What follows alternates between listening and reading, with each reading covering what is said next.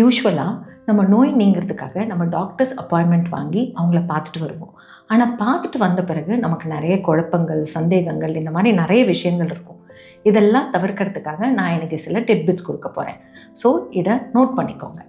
முதல்ல நீங்கள் டாக்டர் பார்க்க போகிறதுக்கு முன்னாடி உங்களோட நோய் நிலை, அதாவது சிம்டம்ஸ், நீங்கள் என்ன காரணத்துக்காக டாக்டரை பார்க்க போகிறீங்களோ அதை நீங்கள் ஒரு பேப்பரில் எழுதிக்கணும்.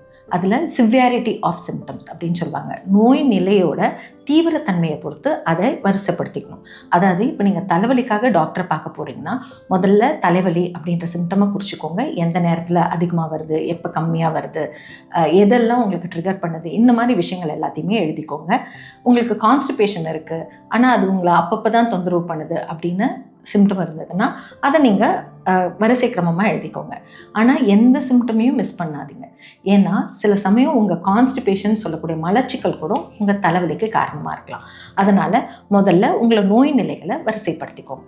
அடுத்தது லிஸ்ட் ஆஃப் மெடிகேஷன்ஸ்.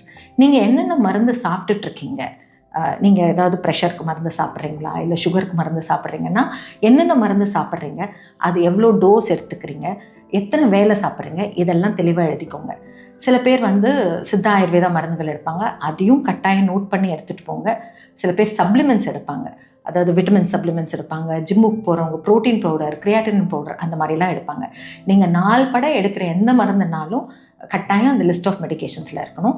அது மட்டும் இல்லாமல் சில பேர் இயற்கை வைத்தியத்தில் எனிமா டெய்லி எடுக்கிறவங்களா இருப்பாங்க. அந்த மாதிரி இருந்தாலும் அதையும் உங்கள் லிஸ்ட்டில் எழுதி எடுத்துகிட்டு போங்க.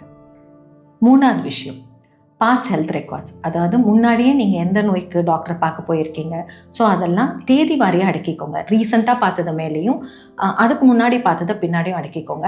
இதில் உங்களோட ஸ்கேன் ரிப்போர்ட்ஸ் இருக்கணும், உங்களோட லேப் ரிப்போர்ட்ஸ், அதாவது இன்வெஸ்டிகேஷன்ஸ் ஏதாவது பண்ணியிருந்தீங்கன்னா அந்த ரிப்போர்ட்ஸ்லாம் இருக்கணும். எல்லாத்தையும் தேதி வாரியாக அடக்கிக்கோங்க. இதில் ஏதாவது உங்களுக்கு சர்ஜரிஸ் முன்னாடி பண்ணியிருக்கீங்களா, வேறு ஏதாவது நோய் நிலைகளுக்கு மருந்து சாப்பிட்டுருக்கீங்களா, இதெல்லாம் தெளிவாக அந்த ரெக்கார்ட்ஸில் இருக்கிற மாதிரி பார்த்துக்கோங்க. அடுத்தது, டாக்டரை உள்ளே பார்க்க போகிறீங்க அப்படின்னா உங்கள் ஃபோனை கட்டாயம் சைலண்டில் போட்டுட்டு உள்ளே போங்க. Active listening.